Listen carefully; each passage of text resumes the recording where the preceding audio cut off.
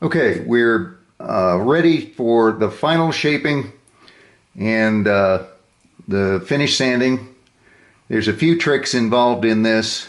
Not tricks, but there's some shortcuts that will get you nice results. The piece of ivory was cut off of the stem as I described with a little saw. You just doesn't take much at all to level that guy. I'm going to go ahead and leave the tape that was put on the shank earlier in this process because we're going to be messing with the shank specifically later, and might as well just leave it. It doesn't really matter.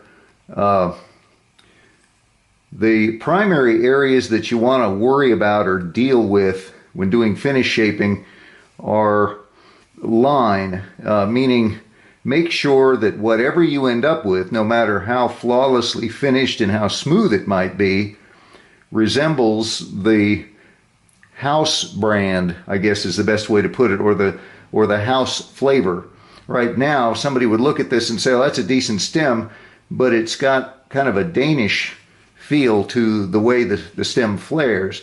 It's very long, and it's not a classic Dunhill fishtail, and that's the stamping on the bottom says it's a fishtail. Although personally, I think that's probably about how a fishtail ought to look. What I think doesn't matter. We're making a replica. So we're going to be taking in the sides of this, and that's surprisingly difficult to do. It's fairly easy to get one side to be a concave curve, but to get the other one to match it, for whatever reasons known to physics, it's very difficult to accomplish. And you can't do it by sanding with your finger.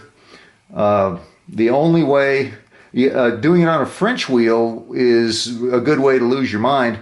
And especially be careful if you try to do this curve on a French wheel, is because you'll chase it and you'll start concentrating on the length that you're working on, only to discover that you went too far.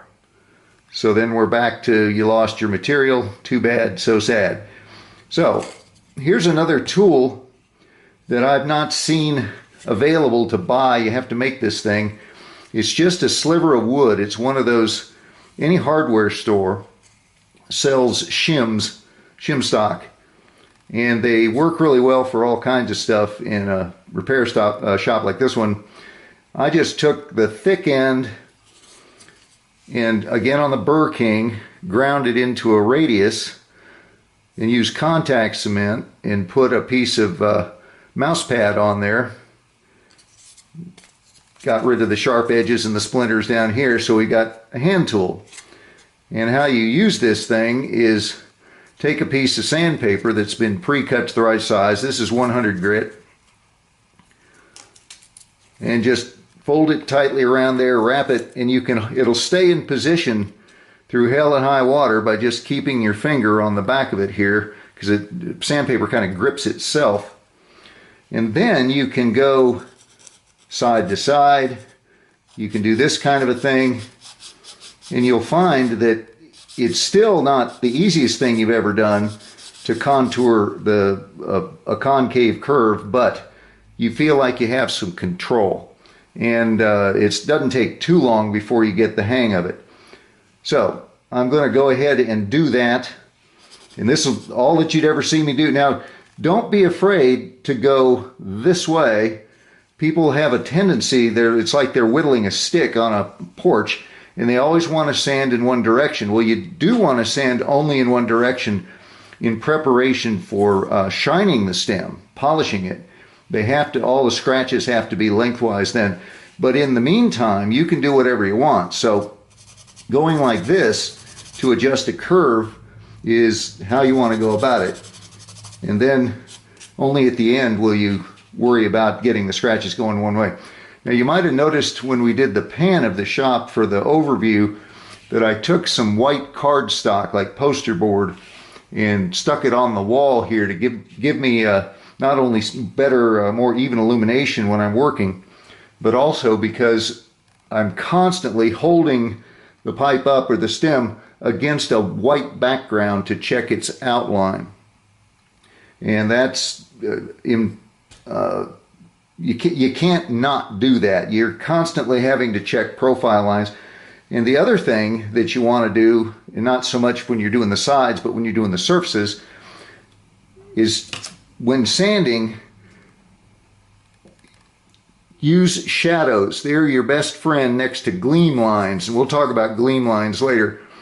But if you are trying to learn if you've got a ridge or a ripple, now this, I've turned on a bunch of lights behind the camera, so to illuminate it for the camera, it's required. But if you were here during normal working time with all those lights off, in a single light source of this a jeweler's lamp, it would be pretty dramatic that you'd have just black on one side and light on the other, and as you slowly rotated things, you would see the shadows that would show you more than you could see when it's evenly illuminated with your eyes. And so shadows and gleam lines are your guide, as well as profile by holding stuff up against a white background.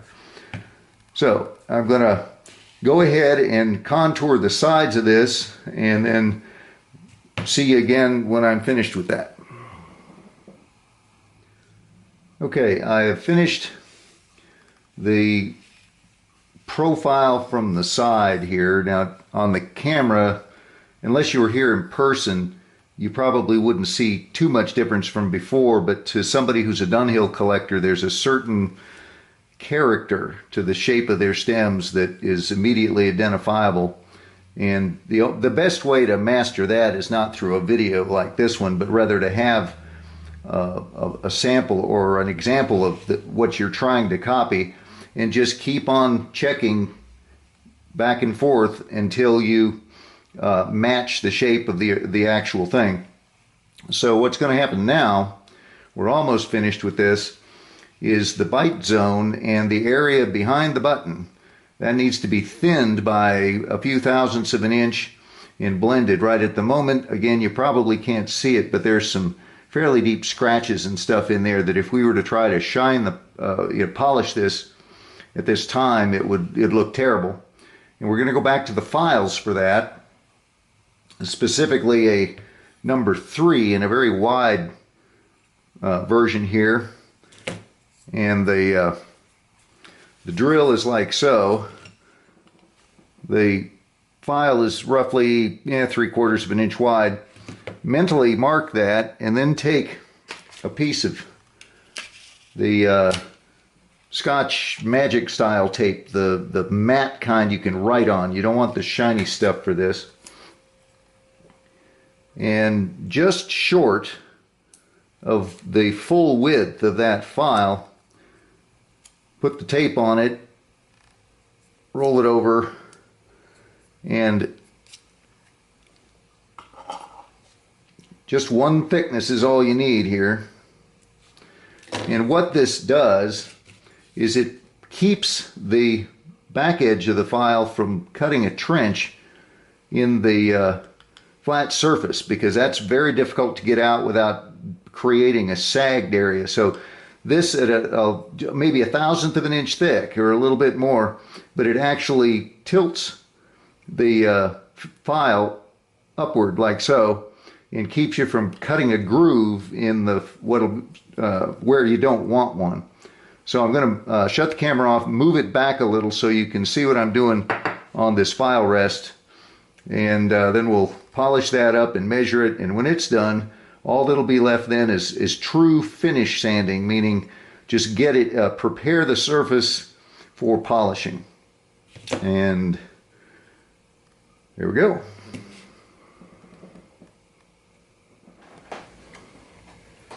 Okay. This is the same as before in that you only want to push one direction. Use a metal brush like a brass or some such to keep your files, the teeth clean. If you pick up a little piece of metal in there or something, it doesn't take much. It'll get embedded in the teeth, and then you'll leave deep scratches every time you make a stroke on your work. So firmly hold this and do one of these numbers. Now you can probably see, I'm not sure, that the shiny spot created by this file does not reach all the way to the tape, that there's a very slight angle there. That's what you want.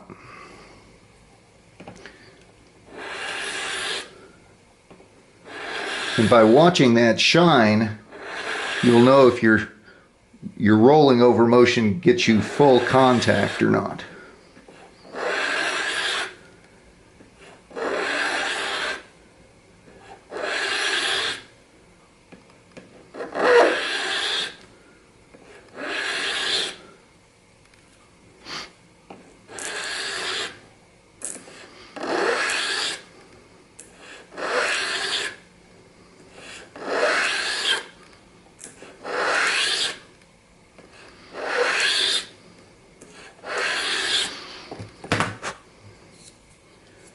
Let's see what we got here.